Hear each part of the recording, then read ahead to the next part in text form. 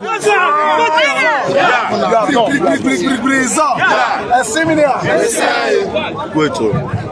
of the press, today, Ijaw youths all over the world, from the west, from the east, and from the central, have come together today at Mbiama to also, in continuation of expressing our displeasure over the rascality of the minister of the FCT.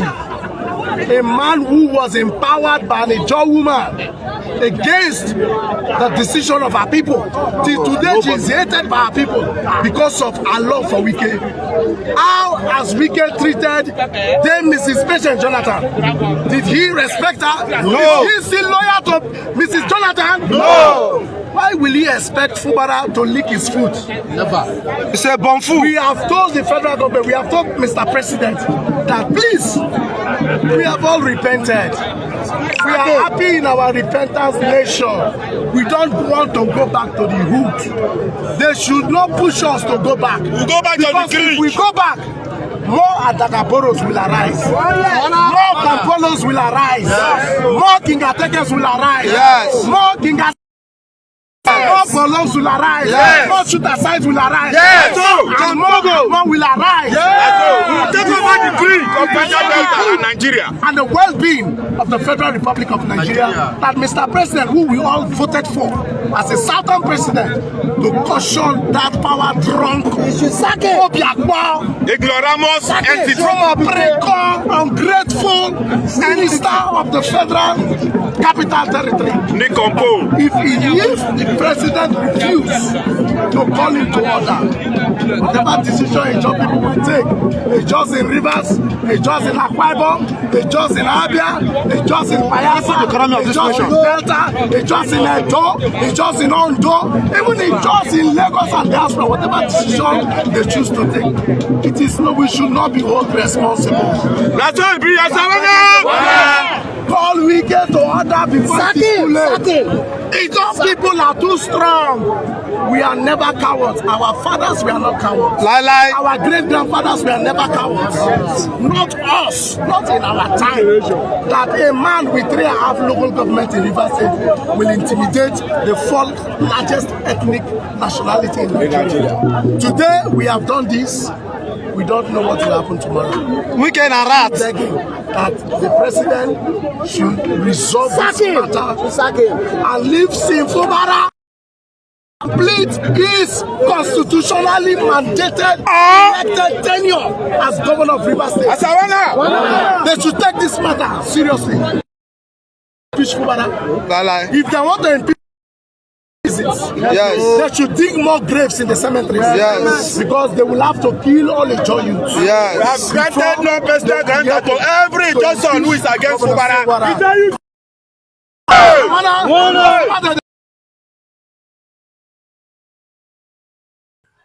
Hello, good day, SC viewers. This is Southline Media. Mr. Ateke, let's look at the illegality that happened yesterday concerning the declaration of state of emergency in Rivers State. As we speak, MBA has spoken, lawyers have spoken, that what Tompolo did is against the law. We have asked National Assembly to stand against it and reverse it. Because Section 305 did not empower the president to sack the House of Assembly and government. You look at this, Tompolo is a dictator. No, it's pointing towards that one thing, the same calamity Gowon committed that led to Nigeria Biafra war is the same thing Tompolo is committing against the Biafran land. Tompolo doesn't know that he is simply declaring emergency, state of emergency on Biafran land, and it has been globally condemned by agencies and international bodies who are watching closely the development and how Tompolo has continued to push his tyrannical tendencies when it comes to providing leadership to Nigeria. I saw it and I'm not happy. I'm happy too because for you to bring Wike's ally, a loyalist, a friend of Wike as an administrator of Rivers State shows that Tompolo is the worst ever. They say Yorubas go to school. He's becoming an embarrassment to sophisticated Southwest people who has maintained some level of academic respect over the years, who have been seen to have produced some genius, within every circle of the of a system. Tinubu has continued to show that he is more glorified in taking outlandish decisions against the popularity, or against the will of the people. Fubara is elected, has in just people's mandate. Wike is on appointment currently now. I don't see where this synergy comes from. I know they want to sit on, but having for Parliament to choose, to lose over 50% of Nigeria revenue to a friend called Wike, it tells you how myopic some people can be in this regard. The world is going to stand against it, and I can tell you, at the end of the day, and after 6 months or thereabout, if it is not reversed by the National Assembly, and of course, before that time, there was an emergency meeting between NIA and National Service Chiefs, and everybody was there. The Senate President were there, where this kangaroo decision of state of emergency was announced. And you can see what is happening now. Where the major pipeline has been blown off, and a lot of things are already happening, and we are expecting a major reaction from the Ijaw community, the nation, in that respect. Wike will lose. Tinubu will also lose in this regard, and the fight might, speak more than what we are seeing today, to understand that, of course, the Northerners are already afraid that the Biafran Igbos might, catch on this, and of course, it is a serious signal to Asari Dokubo, who campaigned for Bola Ahmed Tinubu, who went everywhere, even using threatening Igbo nation. Now, where is Asari Dokubo? They are also waiting for the Igbo to come and defend them at the end of the day. Now, that's what is going to happen. We understand that this is not the first time a president will be declaring state of emergency. We had in the past where Obasanjo did it and sacked president just the same way Tinubu is doing it. But we had a Jonathan who did it and followed due process. The governor was not sacked. And as we speak, do you foresee a Fubara challenging this in court? He can go to court. Of course, he can go to court. But I can tell you the suspension aspect of it is where a lot of people are having reservations. Why would you declare state of emergency and still went as far as suspending the government? But let me bring this angle, Mr. Chinedu Michael. Ruben Abati said Tinubu have been committed impeachable offense and he should be impeached. Of course, now, Tinubu has been committing impeachable offense, because... No, he said by taking away the power of legislation of the Rivers State House of Assembly and giving Federal Executive Council the power to legislate for Rivers. That's what I'm saying, that Tinubu has been committing impeachable offense.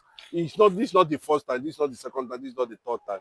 It's just that, the rubber stamped Ababio Senate President choose to look the other way around.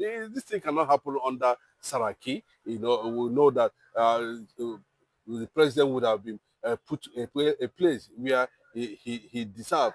When somebody is incapacitated, Tinubu is incapacitated in terms of providing leadership for Nigeria, and that one alone is an impeachable offense. But for him to exercise based on the constitution, I don't know where he borrowed it. He can declare a state of emergency, but has it come to the level of declaring state of emergency, knowing fully well that there are certain things that would have happened or can be seen happen before the president is a sign of a failed system. It's a sign of incompetence. It's a sign of weak leadership. It's a sign of something that is archaic. The president would have been put a place where he deserved. When somebody is incapacitated, Tinubu is incapacitated in terms of providing leadership for Nigeria, and that one alone is an impeachable offense. But for him to exercise based on the constitution, I don't know where he borrowed it. He can declare a state of emergency, but has it come to the level of declaring state of emergency, knowing fully well that there are certain things that would have happened or can be seen happen before the president is a sign of a failed system. It's a sign of incompetence. It's a sign of weak leadership. It's a sign of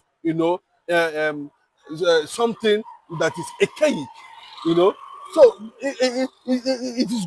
Tinubu does not know that these actions he has been taking, that it's being what and it's bringing Nigeria down on daily basis. So a lot of people are already praying that possibly this can lead to final disintegration of Nigeria.